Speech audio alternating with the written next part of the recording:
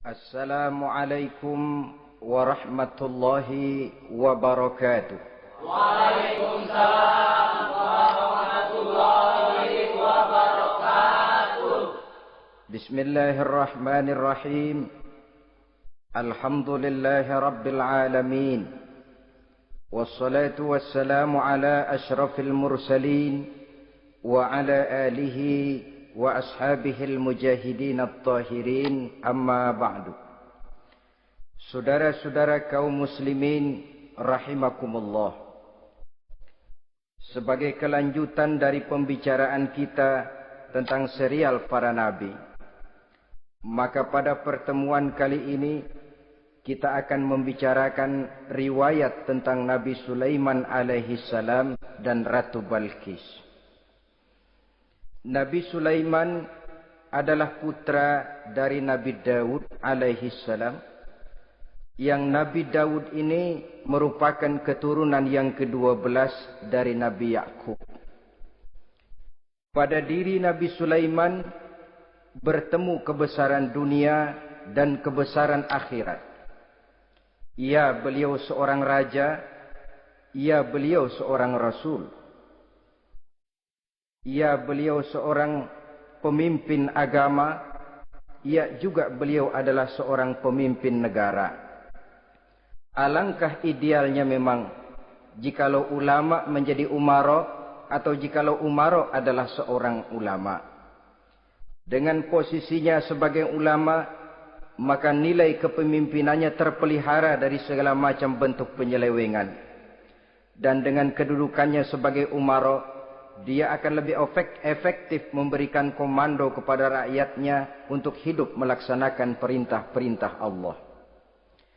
Tetapi oleh karena orang yang sekaligus jadi ulama dan umara termasuk jenis makhluk langka, maka agama hanya akan memberikan pesan agar yang bernama ulama dan umara saling bekerja sama untuk kemaslahatan dan kemanfaatan rakyat.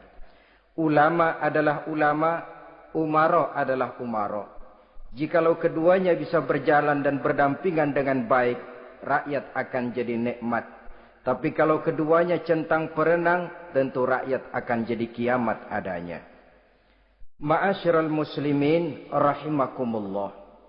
Mengapa figur Nabi Sulaiman adalah figur yang bertumpu kebesaran dunia dan akhirat? Kita lihat dari sejarah bahwa Allah memberikan mukjizat kepada para rasulnya biasanya sesuai dengan kecenderungan umat yang dihadapi pada waktu itu. Umat yang dihadapi Nabi Musa alaihi salam adalah umat yang senang kepada kegagahan, suka kepada bentuk badan yang kuat. Oleh karenanya mukjizat yang diberikan Allah kepada Nabi Musa berupa kekuatan, baik tongkat maupun tenaganya. Sebaliknya, umat di zaman Nabi Isa alaihi salam cenderung berbangga dengan kemahirannya di bidang ilmu kedokteran dan ketabiban. Maka mukjizat yang diberikan Allah kepada Nabi Isa adalah mukjizat yang bisa mengatasi semua itu, sehingga Nabi Isa dengan izin Allah bisa menyembuhkan orang yang kena penyakit kusta, belang, bahkan sampai bisa menghidupkan orang mati dengan izin Allah. Di zaman Nabi Muhammad sallallahu alaihi wasallam, kecenderungan umat kepada kemampuan bersyair, sehingga ketika itu yang dihargai adalah ujung tombak dan ujung pena. Ujung tombak dalam arti pahlawan perang, dan ujung pena dalam arti seniman dan penyair. Maka di antara mukjizat terbesar yang diberikan kepada Nabi adalah Al-Quranul Karim, yang keindahan gaya bahasanya tidak seorang penyair pun sanggup menandinginya. Di zaman Nabi Sulaiman alaihi salam, kebesaran dan kemegahan dunia, kekuatan dan kejayaan menjadi ukuran. Kita tahu bahwa Jalut yang dihadapi oleh Nabi Daud adalah seorang yang bertubuh besar dan gagah perkasa, yang dalam sejarah lebih kita kenal dengan nama Goliat misalnya. Maka tidak heran kalau mukjizat yang diberikan Allah kepada Nabi Musa merupakan mukjizat yang bertumpu antara kebesaran dunia dan kebesaran akhirat. sebagai raja dan juga sebagai nabi. Tetapi yang patut menjadikan pelajaran buat kita terhadap seluruh kebesaran yang diberikan itu, Nabi Sulaiman berkata, "Haza min fadli Rabbi liyabluwani aashkuru am akfuru." Semua ini, kekuasaan dan kebesaranku, kejayaan dan kekayaanku, adalah anugerah Tuhan untuk menguji diriku. Adakah aku menjadi bersyukur karenanya atau malah aku menjadi ingkar karenanya? Alangkah baiknya jikalau ucapan Nabi Sulaiman ini kita bisa resapi dan kita bisa terapkan dalam kehidupan ini. Seorang pedagang yang berhasil berkatalah seperti perkataan Nabi Sulaiman. Seorang pejabat dengan kedudukan tinggi berkatalah seperti perkataannya Nabi Sulaiman. Seorang ulama dengan posisi sebagai pemimpin yang non formal berkatalah seperti perkataan Nabi Sulaiman. Seluruhnya berkata, "Haza min fadli Rabbi." Seluruhnya ini adalah karunia Allah untuk menguji diriku, adakah aku bersyukur atau aku menjadi ingkar karenanya. Inilah sekelumit tentang kebesaran Nabi Sulaiman alaihi salam. Pada usia 13 tahun, beliau sudah mewarisi kerajaan ayahnya Nabi Daud dengan meninggalnya Nabi Daud alaihi salam. Dan sejak itu keistimewaan Nabi Sulaiman alaihi salam sudah nampak dalam kehidupan. Beberapa keistimewaan bisa kita catat dari pribadi Nabi Sulaiman ini. Pertama, beliau cerdik, cerdas dan bijaksana, dan tentu saja harus begitu. Kalau Rasul goblok, mana ada umat yang mau ikut. Tetapi kecerdikan dan kecerdasan serta sifat bijaksana ini nampak dari beberapa kisah yang pernah dihadapinya. Pertama, di saat beliau berumur 11 tahun, ketika itu yang menjadi raja adalah ayahnya Nabi Daud, datang mengadu seorang petani bahwa sawah ladangnya, tanaman-tanaman yang ditanamnya habis dimakan oleh binatang ternak dari tetangga di sebelahnya. Maka ia mengajukan usul agar binatang ternak yang memakan tanam-tanamannya itu diberikan saja kepadanya. Nabi Daud meluluskan permintaan petani ini, tapi Nabi Sulaiman berkata, "Ayah, maafkan saya. Kalau boleh saya mengajukan usul, jangan seluruh binatang ternak gembala itu diberikan kepada petani. Akan lebih baik kalau binatang ternak yang memakan tanam-tanamannya itu diberikan kepada si petani selama 1 tahun. Apabila ia berkembang biak, beranak, hasil susunya seluruhnya selama 1 tahun itu boleh dimanfaatkan oleh petani tadi. Dengan demikian saya rasakan ini merupakan satu yang lebih adil ketimbang yang tadi itu." Keputusan Nabi Sulaiman ini diterima baik oleh ayahnya, oleh si petani, dan oleh si gembala tadi. Pada usia 11 tahun, ia sudah menunjukkan kecerdikan, kecerdasan, dan sifat yang bijaksana. Contoh yang kedua. Ada 2 orang ibu yang pada saat akan bekerja di ladang, masing-masing meletakkan bayinya di satu tempat. Lalu keduanya pun asyik pergi bekerja. Sedang kedua ibu itu bekerja dengan asyiknya, datanglah seekor serigala menerkam salah seorang anak bayi tadi. Dan kemudian dibawanya. Tinggallah anak bayi seorang. Ketika kedua ibu tadi kembali ke tempat dia meletakkan anaknya, maka keduanya lalu berebut anak yang satu itu. Jadi kasus berebut bayi rupanya memang sudah ada dari dulunya. Yang satu berkata itu anaknya, yang lain mengakui itu pun juga anaknya. Akhirnya keduanya mengadu kepada Nabi Sulaiman. Masing-masing ngotot, tidak ada yang mau mengalah. Akhirnya kata Nabi Sulaiman, "Kalau kamu berdua tidak ada yang mau mengalah, sudahlah begini saja. Berikan bayi itu kepada saya, akan saya belah 2 supaya adil. Masing-masing kamu bawa sarang sepotong." Ibu yang seorang berbinar matanya, kelihatannya gembira dengan keputusan itu. "Saya setuju Nabi Sulaiman, ini keputusan yang sangat adil. Betul, belah 2 saja bayi itu." Tapi ibu yang seorang malah berurai air matanya, membasahi pipinya. "Ya Sulaiman, daripada Tuhan belah dua anak itu, biarlah berikan saja kepada ibu yang mengaku tadi itu. Tidak sampai hati saya melihat anak yang begini ini harus menjadi korban. Biarlah dia diasuh oleh ibu yang mengakuinya tadi, asal dia tetap hidup." Nabi Sulaiman tersenyum, lalu berkata kepada ibu yang berurai air mata tadi, "Ambillah anak ini, Bu, karena ia memang benar anak ibu. Sebab sekejam-kejamnya hati seorang ibu tidak akan sampai melihat anaknya dibelah dua. Adapun engkau ibu yang gembira, engkau sesungguhnya ibu yang kurang ajar. Cuma sekedar ngaku-ngaku, buktinya anak mau dibelah dua, kamu setuju. Ibu macam apa kamu anak dibelah dua setuju?"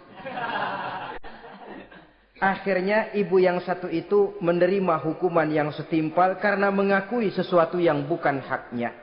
Di sini kita lihat kebijaksanaan yang dimiliki oleh Nabi Sulaiman alaihi salam. Bukti yang ketiga, pada waktu beliau mengadakan jihad fi sabilillah, beliau mengadakan mobilisasi dana. Tidak cuma manusia, binatang seluruhnya ikut memberikan sumbangan. Ketika datang gajah, gajah nyumbang kerbau. Datang kerbau, kerbau nyumbang kambing.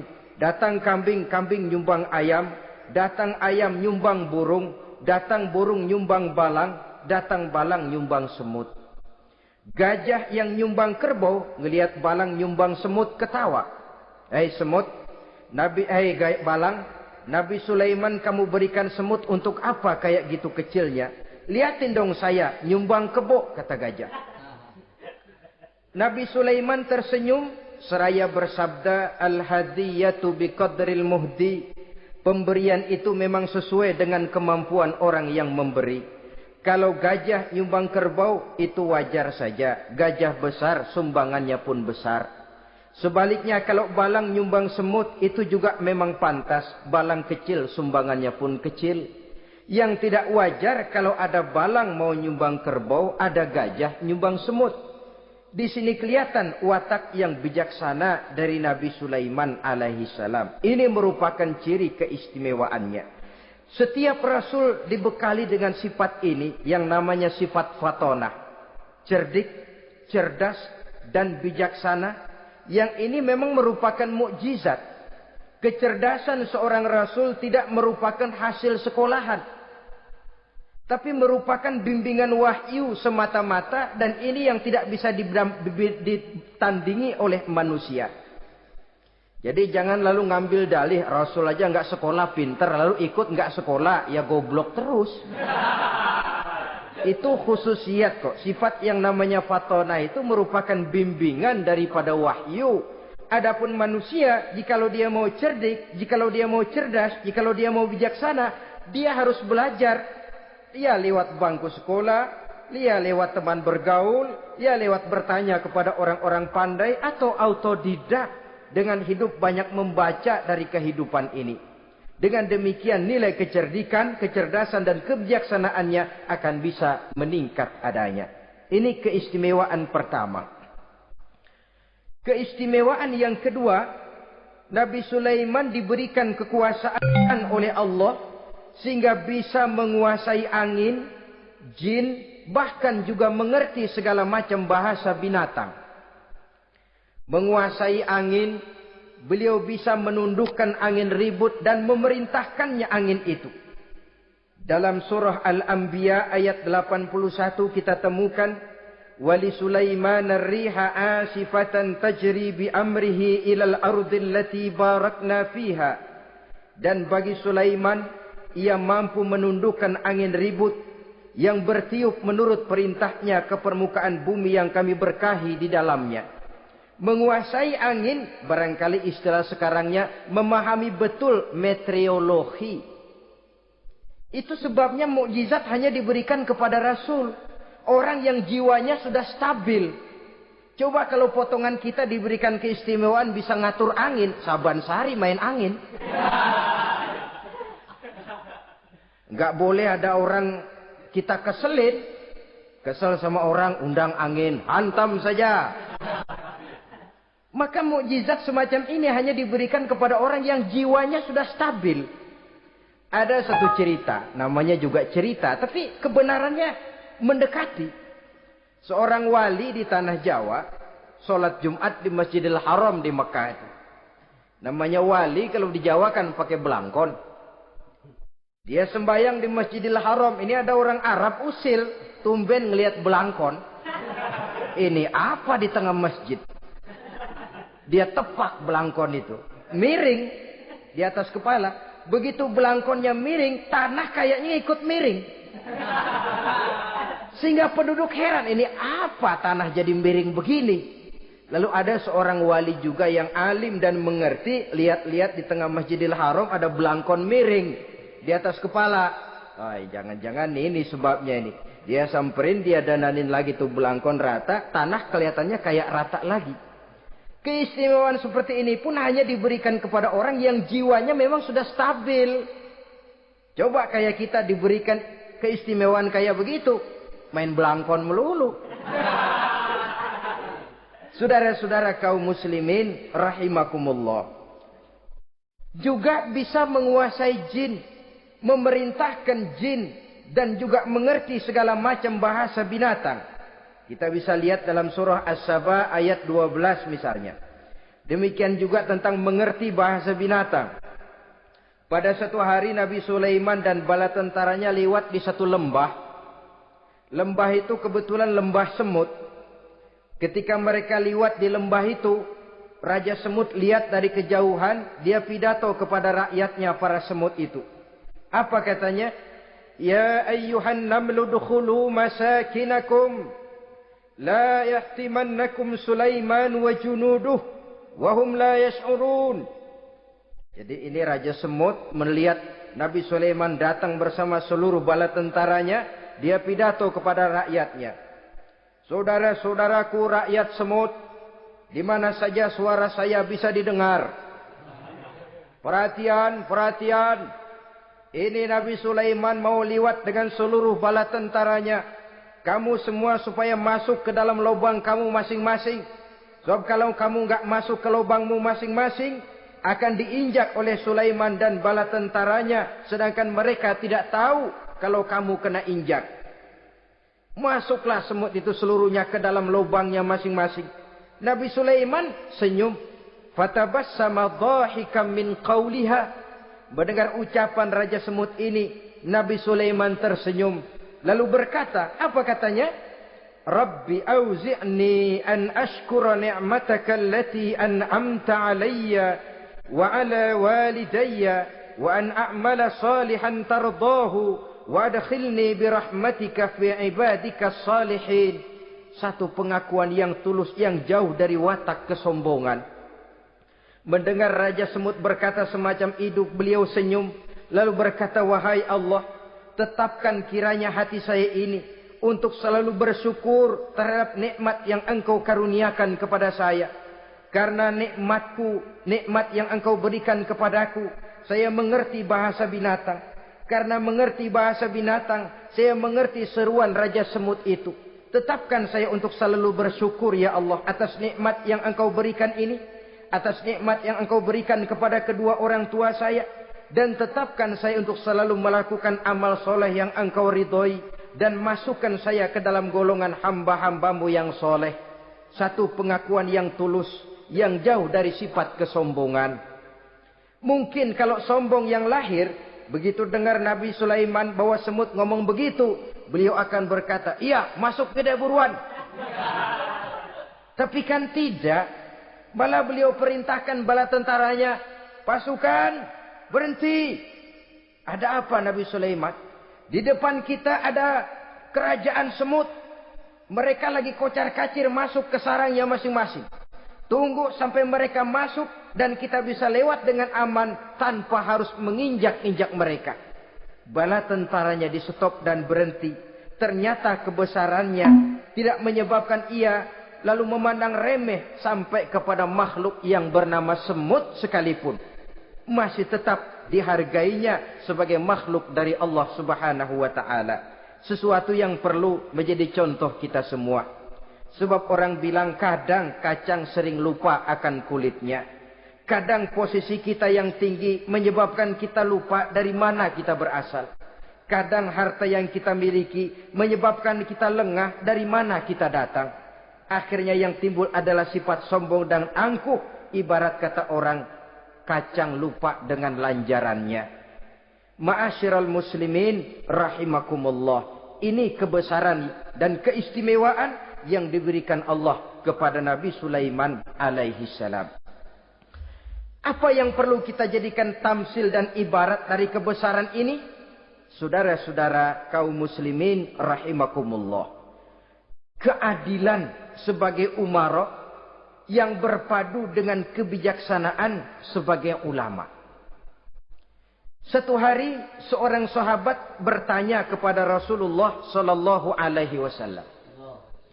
Ya Rasul, kalau pada satu saat ajal merenggut Tuhan berlalu meninggalkan kami sekalian, kita berpisah untuk selamanya ya Rasul.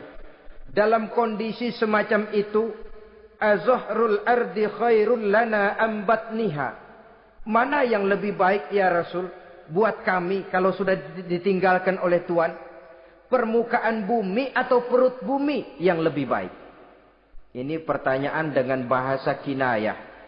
Permukaan bumi maksudnya hidup. Perut bumi maksudnya mati. Orang kalau sudah masuk ke perut bumi kan habis. Ya Rasul, kalau engkau sudah tidak ada meninggalkan kami semua, mana yang lebih baik buat kami, hidup atau mati?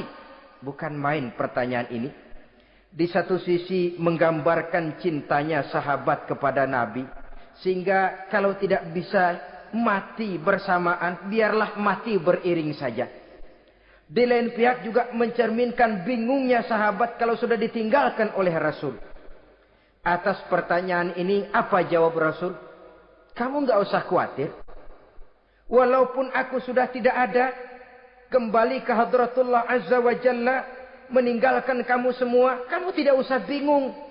Dengan syarat, idza kana umara'ukum khiyarukum wa amrukum syura bainakum wa aghniyaukum askhiyaukum fa zahrul ardi khairul lakum min batniha. Kalau saja para umara, kalau saja pemimpin-pemimpin kamu adalah orang-orang yang terbaik di antara kamu, dan seluruh persoalan yang kamu hadapi dapat kamu musyawarahkan dengan baik, lalu orang-orang kaya di antaramu adalah orang-orang yang dermawan, ketika itu walaupun aku sudah tidak ada, hidup lebih baik daripada mati.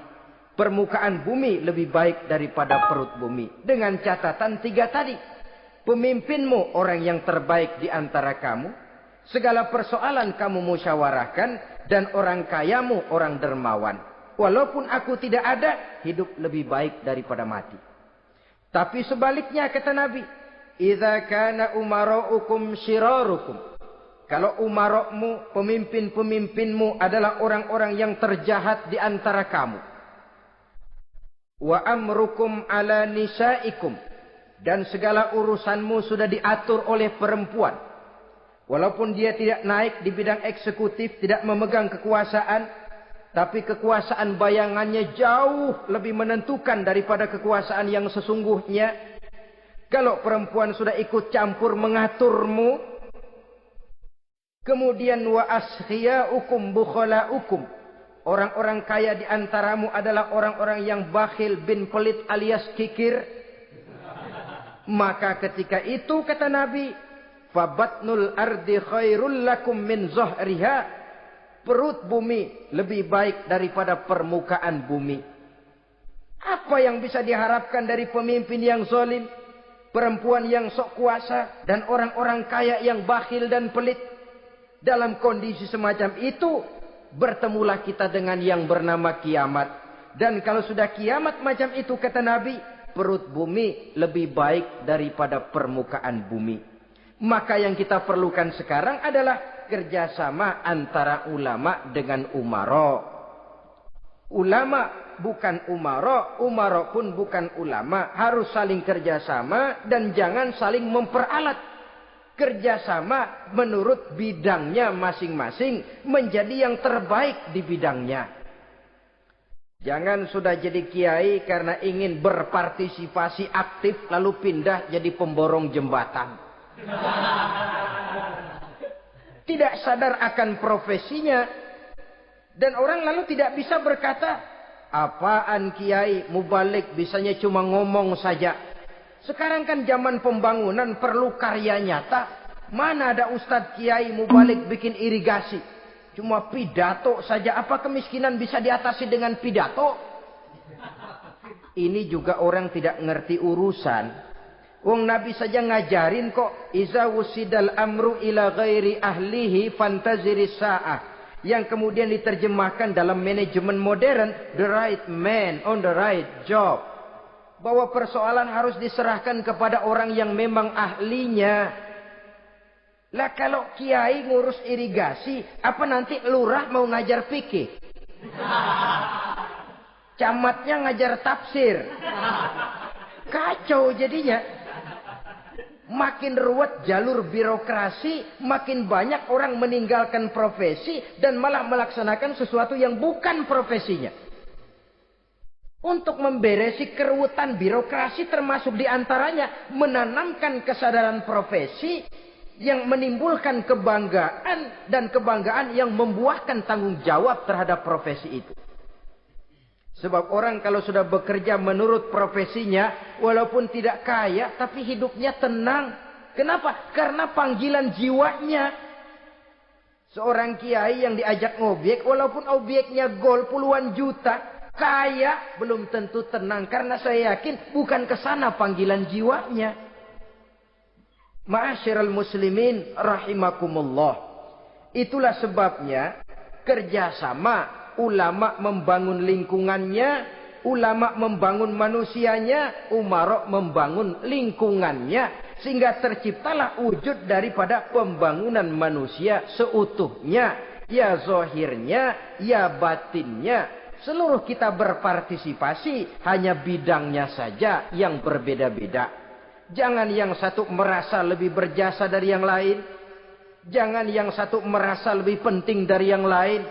Seluruh kita penting, seluruh kita berjasa. Cuma bidang kita saja yang berbeda-beda. Inilah bahasa Quran. Kullun ya'mal ala syakilatih. Setiap orang bekerja menurut profesinya masing-masing.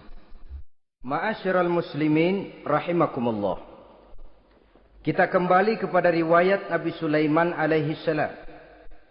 Satu hari ketika beliau sedang menginspeksi pasukan, berkumpullah pasukan beliau itu, ya tentara yang manusianya, ya pasukan jinnya, ya seluruh binatang-binatangnya berbaris. Beliau selaku inspektur upacara mengadakan inspeksi pasukan. Dari sekian pasukan-pasukan yang diperiksanya pada waktu itu, Nabi Sulaiman melihat tidak terdapat burung hudhud.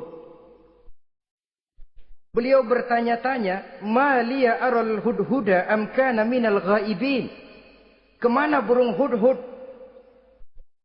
Orang lain pada kumpul, dia sendiri tidak ada. Awas kalau dia datang. Kalau dia tidak bisa memberikan alasan yang tepat kemana dia, akan saya berikan sanksi dan hukuman. Ini namanya pemimpin yang bertanggung jawab toh. Seorang pun dari yang dipimpinnya tidak ada, menjadi pertanyaan. Tidak lama kemudian datang burung hudhud. Begitu datang lalu memberikan laporan kepada Nabi Sulaiman. Kalau istilah sekarang, begitu dia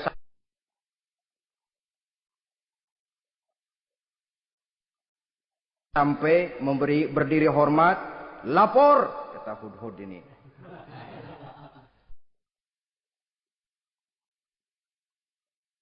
Bagaimana hudhud? Maaf Tuan Raja, saya terlambat. Iya, kenapa terlambat? Patroli Tuan Raja. Kemana saja kamu patroli? Keliling. Lalu apa hasilnya?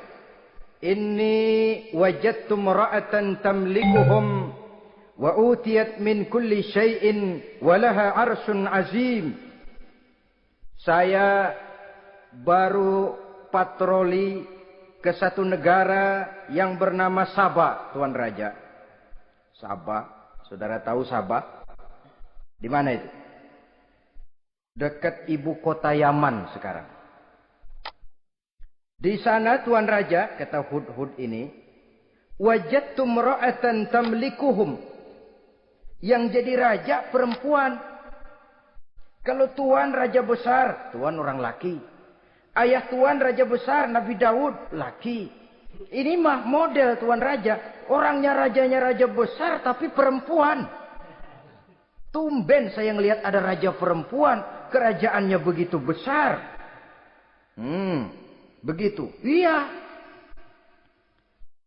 Lalu dia jadi raja bagaimana? Ya mewarisi kerajaan ayahnya Sri Baginda Raja Syarahil. Ketika ayahnya wafat dia naik. Walaha arsun azim. Singgasananya besar. Bagus. Antik Tuan Raja. Terus bagaimana lagi? Wajadtuha wa qaumaha yasjuduna lisyamsi min dunillah. Yang jadi pikiran saya Tuan Raja. Dengan kekuasaan yang besar. Mereka itu seluruhnya. Seluruh bala tentaranya dan kaumnya. Yasjuduna lisyamsi. Mereka menyembah matahari. Bukan menyembah Allah. Mendengar ini Nabi Sulaiman tergerak hatinya. Waktu mendengar rajanya perempuan, kekuasaannya besar, belum tergerak. Tapi ketika sampai kepada yasjuduna lisyamsi. Mereka sujud kepada matahari. Di situ pribadi seorang rasulnya tergerak. Siapa nama ratu itu? Namanya Ratu Balkis Tuan Raja. Begini Hudhud. Laporan kamu saya terima. Alasan kamu datang terlambat bisa dipertanggungjawabkan. Kamu tidak kena hukuman. Cuma begini saja Hudhud. Karena kamu yang laporan. Kamu yang tahu lokasi negaranya. Kamu yang harus melaksanakan tugas ini. Apa Tuan Raja? Idhab bi kitabi hadha fa'alqih ilaihim. Kamu berangkat lagi ke negeri Sabah. Bawa surat saya. Berikan kepada mereka. Thumma tawalla anhum. Kemudian kamu berpaling dari mereka. Tapi jangan pulang. Fanzur madza yarji'un. Lihat apa reaksi mereka setelah menerima surat ini. Baik Tuan Raja, baik. Nabi Sulaiman menulis sepucuk surat kepada Ratu Balkis. Dan surat itu dibawa oleh burung Hudhud tadi. Terbanglah si burung Hudhud ini ke negeri Sabah. Masuk ke istana Ratu Balkis. Dan surat itu jatuh di kamar Ratu Balkis. Diambil surat tadi. Kemudian dibaca. Apa isi suratnya? Innahu min Sulaiman. Wa innahu bismillahirrahmanirrahim. Alla ta'lu alayya. Wa'tuni muslimin. Surat ini dari Sulaiman. Bismillahirrahmanirrahim. Jangan kamu merasa lebih tinggi dari aku. Datanglah kepadaku dan masuk ke dalam agama Islam. Suratnya singkat, padat, ultimatum. Jadi enggak pakai bahasa kembang, enggak pakai bahasa basi, langsung kepada isi. Surat ini dari Sulaiman. Bismillahirrahmanirrahim. Jangan kamu merasa lebih tinggi dari aku. Datanglah kepadaku dan masuklah ke dalam agama Islam. Ini yang disebut dakwah langsung tanpa pakai kembang.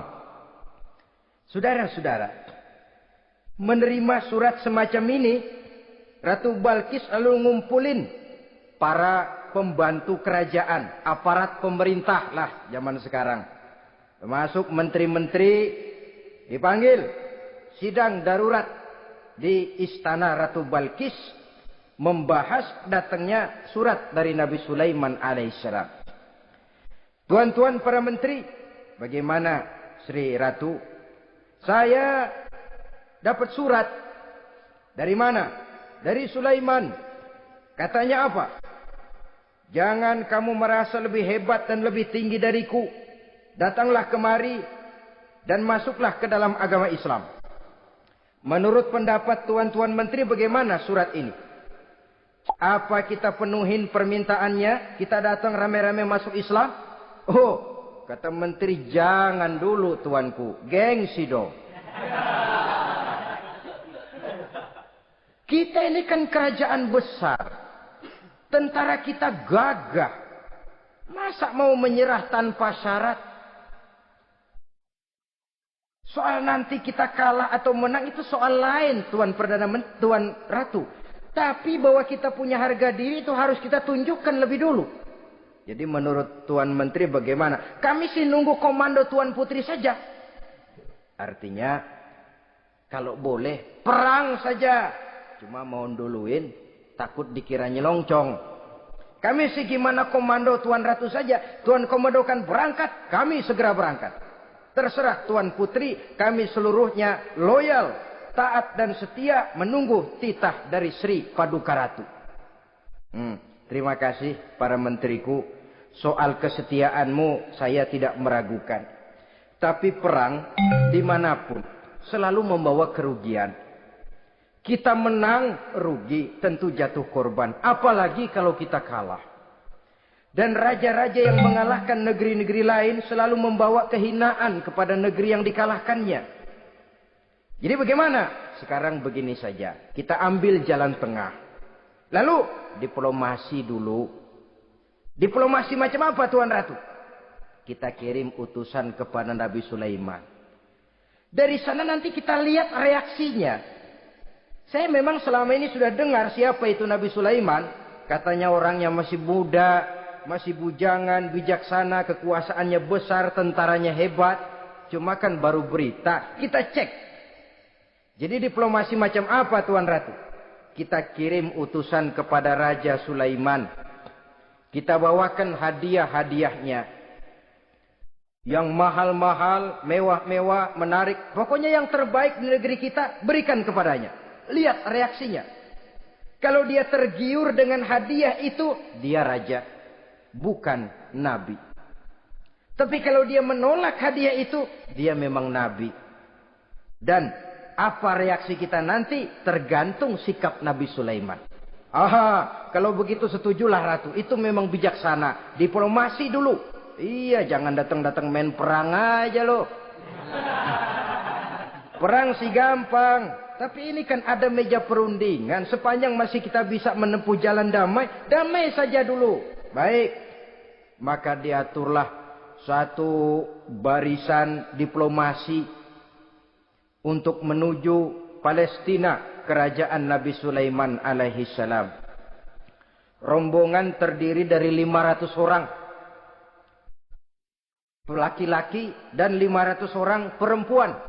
Yang laki ganteng, yang perempuan cantik. Yang laki dikendarai dengan kuda-kuda pilihan dan yang perempuan dikendarai dengan keledai-keledai pilihan. Kuda dan keledai pun dihiasi begitu rupa. Pelanaknya yang terbagus dilapis dengan sutra. Sedangkan bawaan-bawaannya tidak lain daripada intan, berlian, mutiara, jamrud, yakut, kesturi. Yang dilapis dengan sutra tenun yang asli. Pendeknya hadiah yang serba wah. Dan rombongan ini dipimpin oleh seorang diplomat ulung dari negeri Sabah bernama Munzir bin Amru.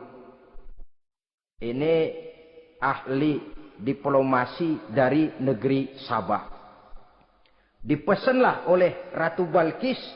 Kalau datang nanti kamu ke negeri Sulaiman, sikapmu harus begini, begini, dan segala macam. Ditatar dulu. Sebab ini mau diplomasi tingkat tinggi.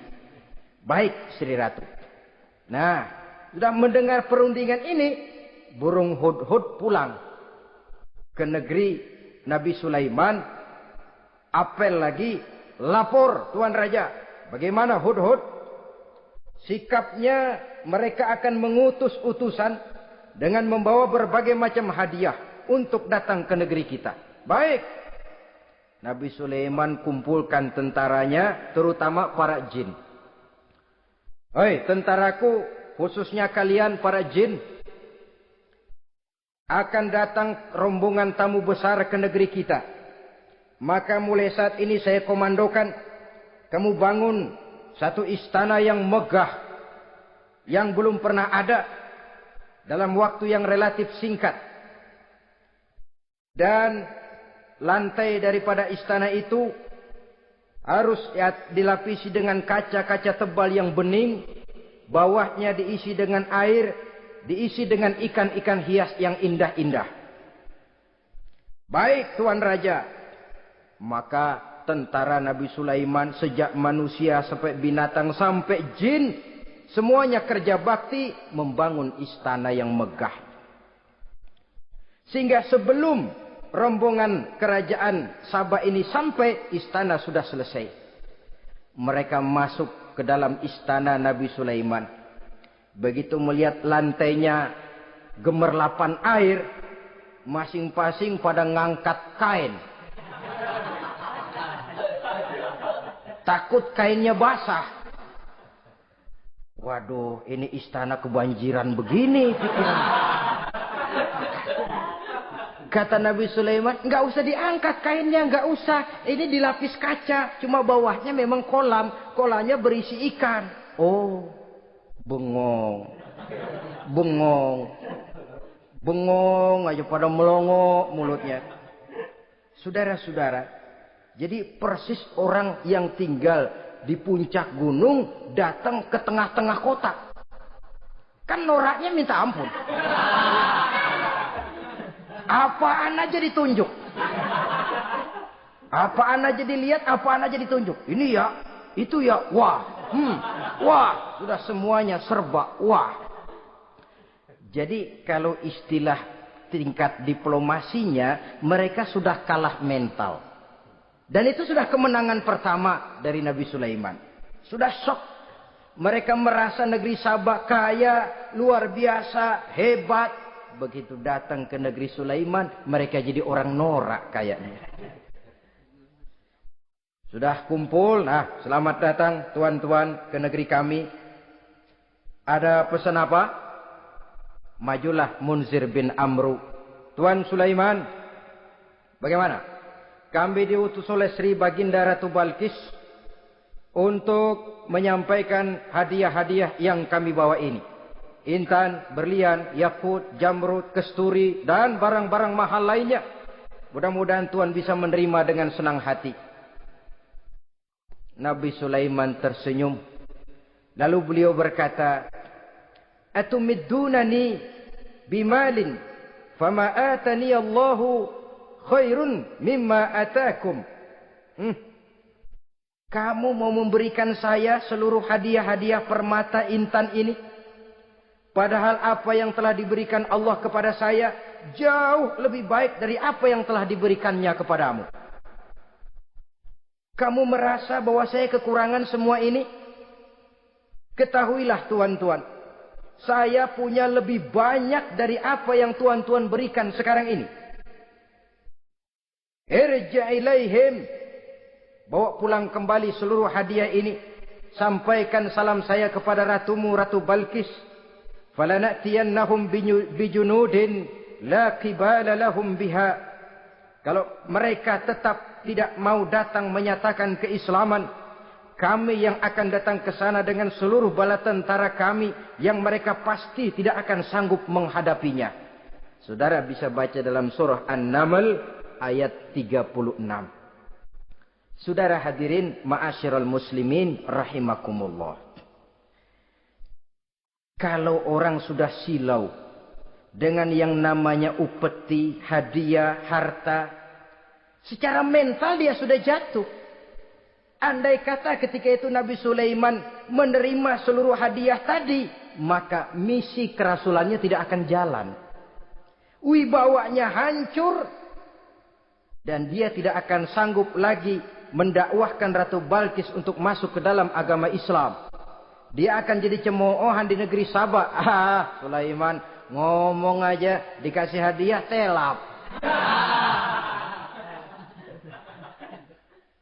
Nah, ternyata ada yang lebih mahal dari harta.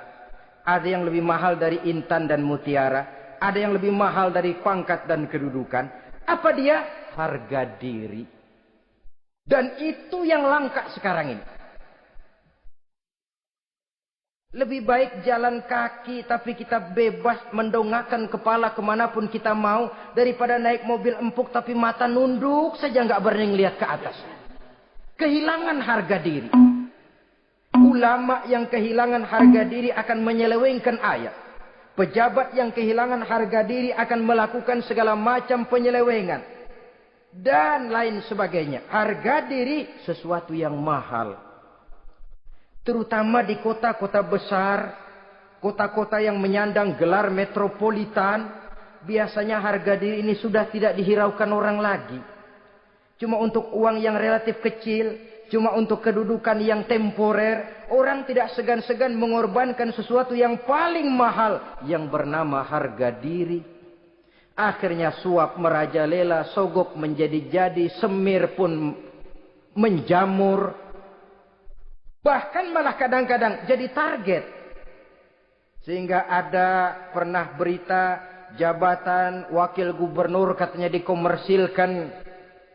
Siapa yang bisa memberikan sekian puluh juta dia akan naik.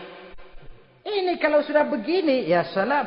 Orang itu kalau memperoleh satu jabatan karena mengeluarkan banyak uang.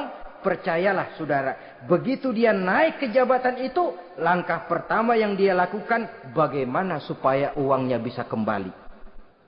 Bukan bagaimana bekerja sebaik-baiknya. Bukan bagaimana mensejahterakan rakyat sebaik-baiknya. Karena dia merasa naik jabatan banyak mengeluarkan uang, setelah dia naik, gimana supaya pulang modal dulu. Lebihnya kalau ada, baru bekerja buat rakyat. Itu pun kalau nggak keburu pensiun. Kadang-kadang malah lebih celaka lagi kalau sudah mau pensiun baru bikin pemutihan. Wah saya baru rajin iktikaf di masjid, pergi haji. Kenapa? Udah pensiun. Tapi waktu masih aktif, tanda tangan masih laku, nota masih dihargai, kata belece masih berwibawa, lupa berbuat untuk hari depan dirinya sendiri, yaitu akhiratnya. Konon lagi untuk umat dan agamanya. Jadi untuk mengabdi, berbuat baik kepada umat, berkhidmat kepada agama, iktikaf di masjid, tuan-tuan, tidak usahlah nunggu sampai pensiun. Manfaatkan posisi yang tuan-tuan punya sekarang ini untuk beribadah dengan sebaik-baiknya. Itu pun masih bersyukur, masih bisa mengadakan pemutihan daripada tidak sama sekali. Cuma alangkah akan lebih efektifnya lagi kalau itu diawali pada saat kita masih mempunyai posisi kunci. Ini reaksi Sulaiman, saudara-saudara. Diberikan hadiah yang mahal, atau midunani bimalin. Kamu mau nyogok saya dengan hadiah ini? Yang diberikan Allah lebih hebat dari yang kau bawa sekarang ini. Apa yang saya cari? Oleh Allah saya telah diberikan sesuatu yang lebih besar dari yang kau bawa. Sudah, bawa pulang saja. Sampaikan salam kepada ratumu. Kalau dia tetap ngotot tidak mau kemari, saya yang akan datang ke sana dengan seluruh bala tentara yang saya yakin sampean akan kewalahan ngadepinnya. Pulang, sampaikan salam saya, bawa seluruh hartamu. Diplomasi tahap pertama menang total. Utusan Raja Sabah sudah kalah mental, kalah juga fisik. Pulanglah mereka dengan membawa kembali seluruh hadiah yang mereka ingin sampaikan tadi. Bisa dibayangkan mentalnya itu. Ya. Sama juga kita sudah punya niat ingin memberikan, menyogok seseorang. Tahu-tahu yang mau disogok nggak nerima. Pulang kayaknya muka kan belipet. Sulit ketemu orang. Jadi perasaan kita orang pada ngetawain aja. Padahal orang mah nggak tahu persoalannya. Tapi sikap mental sendiri itu. Jadi memang saudara-saudara ini berkaitan. Walaupun yang mau nyogok banyak, kalau yang disogok nggak mau, nggak jadi. Walaupun ada yang minta disogok, kalau yang mau nyogok nggak ada, juga nggak nyetel. Lah ini nyetel, yang mau nyogok banyak, yang disogok pun ada. Jadilah perbuatan itu. Ma'asyiral muslimin rahimakumullah. Sampai mereka di kerajaan Sabah, mereka ceritakan itu. Ratu Balkis bengong. Ternyata yang saya dengar selama ini memang benar rupanya. Sulaiman bukan cuma raja, tapi juga rasul. Bukan cuma pemimpin negara, tapi juga pemimpin agama. Lalu bagaimana, Sedih Ratu? biar saya pikir-pikir dulu. Pikir. Bagaimana ya? Sudahlah, begini saja. Kita sekarang berangkat ke negeri Nabi Sulaiman. Saya yang akan langsung memimpin rombongan. Ada 2 tujuan Ratu Balkis sebenarnya. Tujuan pertama ingin melihat dengan mata kepala sendiri kebesaran Sulaiman yang selama ini dia cuma dengar beritanya saja. Yang kedua, ada udang di balik batu. Kalau setelah Nabi Sulaiman nanti melihat kecantikan Ratu Balkis ini, dia bisa fly. Nah, istilah anak sekarang, dia bisa fly. Nah, siapa tahu kan karena kecantikannya Nabi Sulaiman lalu jatuh hati dan Dewi Amor pun bicara. Nanti bila mata bertemu mata, bibir ikut senyum, hati berdetak. Maka terjadilah magnet-magnet saling bersentuhan, percintaan tingkat tinggi. Kan lumayan dapat suami, dapat pacar seorang raja besar. Jadi dengan harapan ini berangkatlah Ratu Balkis ke negeri Nabi Sulaiman. Hud lapor lagi. Lapor. Bagaimana Hud? Ini Ratu Balkis yang mimpin sekarang. Baik, kita siap-siap. Begini saja, kata Nabi Sulaiman. Siapa yang bisa bawa singgasana Ratu Balkis ke sini? Jin Ifrit tampil. Saya. Berapa lama kamu perlukan untuk membawa singgasana Ratu Balkis kemari? Sebelum Tuan bangun dari tempat duduk, itu singgasana sudah bisa sampai kemari, Tuan Raja. Bagus. Ada yang bisa lebih cepat? Saya, kata seorang ulama. Berapa lama? Sebelum Tuan kedip. Asal Tuan kedip, Tuan melek lagi, singgasana sudah sampai di sini. Baik, kerjakan. Dalam waktu sekejap itu singgasana Ratu Balkis sudah sampai di istana Nabi Sulaiman. Pasang di sini, biar dia dudukin nanti. Rubah sedikit biar dia nggak kenalin. Dirombak sedemikian rupa. Masuk Ratu Balkis ke istana Nabi Sulaiman. Terjadilah kemudian di perundingan semacam tingkat tinggi antara raja dengan raja. Bagaimana Tuan Ratu Balkis? Iya, Tuan Sulaiman. Iya, bagaimana? Saya kagum dengan kebesaran Tuan. Bukan kebesaran saya. Seluruhnya ini adalah karunia Allah kepada saya. Saya dengar Tuan menyembah matahari. Padahal matahari tidak pernah memberikan apa yang Tuan kehendaki. Matahari tidak pernah menciptakan Tuan. Adalah lebih baik Tuan menyembah yang menciptakan matahari daripada menyembah matahari itu sendiri. Nabi Sulaiman, bagaimana kalau kita mengadakan ya sambil berunding, sambil lobbying istilah sekarang. Baik, lobbying pun jadi. Berjalanlah meninjau seluruh pelosok istana Nabi Sulaiman alaihissalam. Seperti halnya bala tentaranya, Ratu Balkis juga sampai di lantai kaca, angkat kain. Kata Nabi Sulaiman, jangan diangkat tuh kain. Ini bukan air, istana kaca. Bukan main kebesaran kamu. Melihat begitu kebesaran Nabi Sulaiman, Ratu Balkis yang niatnya sementara mau melontarkan diplomasi asmara, lupa. Lalu apa katanya? Rabbi inni zolamtu nafsi. Ya Allah, selama ini saya benar-benar telah zalim kepada diri saya. Begitu banyak nikmat yang engkau berikan kepada saya. Saya jadi ratu dengan kekuasaan yang besar, mewarisi kebesaran ayah.